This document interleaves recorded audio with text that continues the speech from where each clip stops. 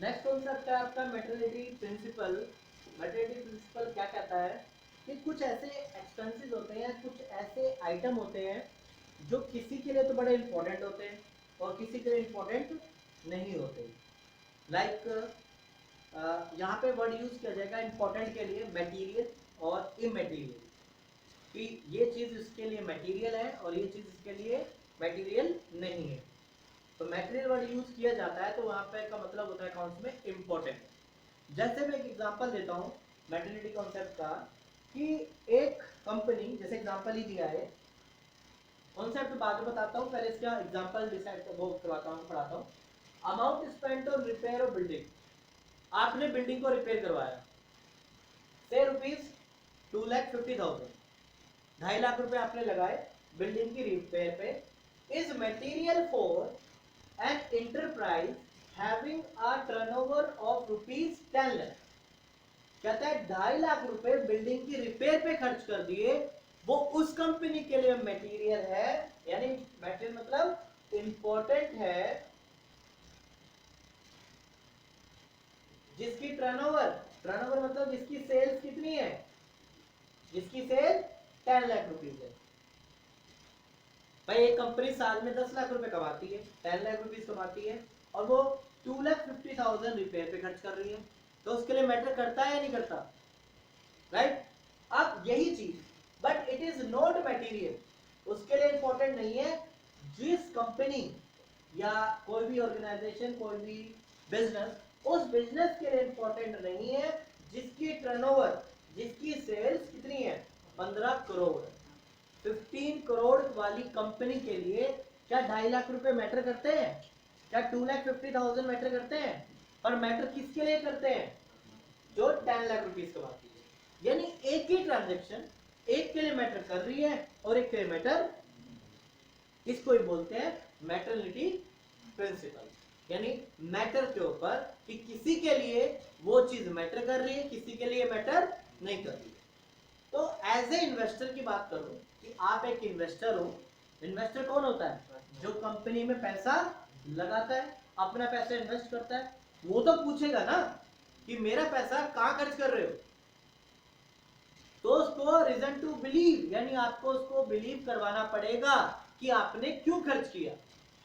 अगर एक इन्वेस्टर पूछता है कि मेरे पैसे का कहां पे यूज किया जा रहा है, तो मैटर होगा। तो कोई कोई पॉइंट बताया जा रहा है कि किसी के लिए मैटर करेगा, किसी के लिए मैटर नहीं करेगा। अब इस कॉन्सेप्ट की लाइन पढ़ते हैं, जो प्रिंसिपल है इसका। An item should be regarded as material, कोई भी आइटम मैटर मतलब इंपॉर्टेंट कब होगा, इफ या जब होगा if there is a reason to believe that knowledge of it would influence the decision of the investor। कह रहा है कोई भी आइटम जब मटेरियल यानी इंपॉर्टेंट हो जाएगा, जब पैसे लगाने वाले के डिसीजन पर क्या पड़े, इन्फ्लुएंस मतलब प्रभाव डाले। कोई भी आइटम, आइटम कोई भी हो सकता है, कोई भी आइटम मटेरियल मतलब इंपॉर्टेंट बन जाएगा, किसके लिए, इन्वेस्टर के लिए, जब वो क्या लेगा उस पर डिसीजन, उसके जब डिसीजन पर प्रभाव डालेगा कि इस कंपनी में पैसे लगाओ या ना लगाओ। या कोई और सेंस में बात को देखें कि इन्वेस्टर कहता है कि भाई मेरे डिसीजन पे प्रभाव पड़ रहा है, इसको लेकर कोई आपने खर्चा किया है तो मैटर कर जाएगा, किसी के इन्वेस्टर के इफेक्ट नहीं पड़ रहा, तो इस कंपनी वाले पे इफेक्ट पड़ेगा, नहीं पड़ेगा। और इस कंपनी पे आपने इन्वेस्ट किया हुआ तो इफेक्ट, तो वही बात बताइए कि कोई भी आइटम मटेरियल मतलब इंपॉर्टेंट हो सकता है जब इन्वेस्टर के नॉलेज पे यानी डिसीजन पे वो क्या करे, इफेक्ट करे, प्रभाव डाले। इन्फ्लुएंस का मतलब क्या होता है, इफेक्ट डालना, प्रभाव डालना, राइट? तो यहां पर पॉइंट था वही कि कंपनी ने रिपेयर पे, बिल्डिंग की रिपेयर पे 2,50,000 स्पेंड किए। अगर वो कंपनी 10 लाख रुपीस कमाती है, 10 लाख की सेल्स करती है, तो उसके लिए वो मैटर करेगा। पर वही कंपनी अगर 15 करोड़ रुपए टर्नओवर कमाए तो उसके लिए मैटर नहीं करेगा। तो किसी के जजमेंट पे इफेक्ट करती है चीजें, कईयों के जजमेंट पे इफेक्ट तो जजमेंट पे इफेक्ट कर रही है, तो उसी कंसेप्ट को लेकर ये बनाया गया है मैटरनिटी प्रिंसिपल।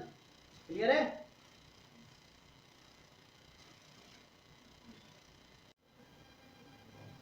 नेक्स्ट कॉन्सेप्ट है रिवेन्यू रिकॉग्निशन कॉन्सेप्ट। ये बिल्कुल अक्रूवल कॉन्सेप्ट की तरह है, मतलब ये बातें आप वहां पर भी कर चुके हैं। तो रिवेन्यू रिकॉग्निशन कॉन्सेप्ट क्या कहता है कि रिवेन्यू को कब माना जाता है, रिवेन्यू को तब रिकॉग्नाइज यानी कि रिवेन्यू को रिवेन्यू मान लिया जाता है जब वो ट्रांजैक्शन क्या होती है, एंटर होती है। बिजनेस में ट्रांजैक्शन हुई कि आपने सेल कर दी, तो सेल होने के बाद चाहे अब आपको अमाउंट रिसीव हो या ना हो, सेल्स को आप रिकॉग्नाइज कर लोगे, मान लोगे कि अपनी तरफ से कि सेल्स हो गई है। जैसे example, good sale in Feb 2020, तो उसको रिकॉग्नाइज, उसको सेल्स मान लिया जाएगा चाहे अमाउंट रिसीव हुआ हो चाहे अमाउंट रिसीव ना हुआ हो। तो ये कॉन्सेप्ट ये कहता है, according to the revenue recognition concept, revenue is considered is to have been realized when the transaction has been entered into। जब आपके पास ट्रांजैक्शन एंटर होती है तो आप सेल को तभी सेल्स मान लेते हो, सेल्स को यानी रिवेन्यू को रियलाइज कर देते हो, रिकॉग्नाइज कर देते हो कि सेल्स मान लिया आपने, चाहे पैसा रिसीव हो या ना हो। Right? It is to be noted that recognizing revenue and receipt of an amount are to be separate aspect। पैसा मिलना और सेल हो जाना या सेल मान लेना ये अलग अलग कॉन्सेप्ट है। जैसे आप कहते हो amount advance receive on the January 2020 in respect of sales, जो अमाउंट रिसीव हुआ है वो किसके रिगार्डिंग में हुआ है, सेल्स के। कब हुआ है, जनवरी में, राइट? तो ये आपका क्या है, रिसिप्ट है। तो रिसिप्ट का मतलब ये नहीं है कि पैसे आ गए तो वो सेल्स मान लिया आपने, ऐसा भी नहीं है। जब ट्रांजैक्शन एक्चुअल में कब हुई है, बट सेल कब हुई है, मार्च में, तो आप कंसीडर कब करेंगे, वो तो एडवांस आया ना हमारे पास। तो यहाँ पे एक बात बताई गई है, रिवेन्यू को रिकॉग्नाइज करना और रिसिप्ट यानी पैसा आना दोनों अलग अलग बातें हैं। Of an amount are to be separate aspect. Sales तो सेल्स मानना और अमाउंट रिसीव होना वो सेल्स मानना भी नहीं होता। ठीक है? मतलब आपके पास क्वेश्चन क्या है पॉइंट, कि सपोज करो आपके पास सेल्स एडवांस में हो गई, तो कहते हैं कि भाई सर पहले ले लो हमसे पहले अमाउंट, जनवरी में ही आपने बुक करवा दिया, पर आपने सेल कब की उनको वो मैटर करता है। आपने मार्च में सेल किया तो आपकी ऑब्लिगेशंस भी, तो आपका ऑब्लिगेशन कब बनेगा, तो जनवरी में बन गया। जब जनवरी में आपको एडवांस दिया है तो कह देंगे आप पेमेंट दे दो, राइट? तो आपके पॉइंट तब अराइज होगा जब आपकी सेल्स होगी, व्हेन सेल्स मेड, यानी जब सेल्स को आप करोगे, जब सेल्स आपकी मेड होगी तो ही आपके वो मानी जाएगी। क्लियर है? ना कि एडवांस मिलने पर। सेल आपने कर दी है तो हो गई सेल, तो आपको सेल मान लेनी है वो, चाहे उसका अमाउंट रिसीव हुआ हो चाहे ना हुआ। यानी अमाउंट रिसीव होने से सेल्स का कोई लेना देना नहीं है। सेल्स तो आप मान लेते हो जब आपके पास ट्रांजैक्शन एंटर हो गई, तो आप उसको सेल्स क्या करोगे, मान लोगे। अब क्या आपने मान लिया, ये तो एडवांस रिसीव हुआ है, क्या एडवांस रिसीव होने पर सेल्स मान ली जाती है, नहीं। जब सेल्स आपने मेड किया, जब किया अपनी तरफ से तो ही मानी जाएगी। जब आपकी तरफ से माल चला जाएगा तो आप क्या मान लोगे, उसको सेल्स मान लोगे। ठीक है?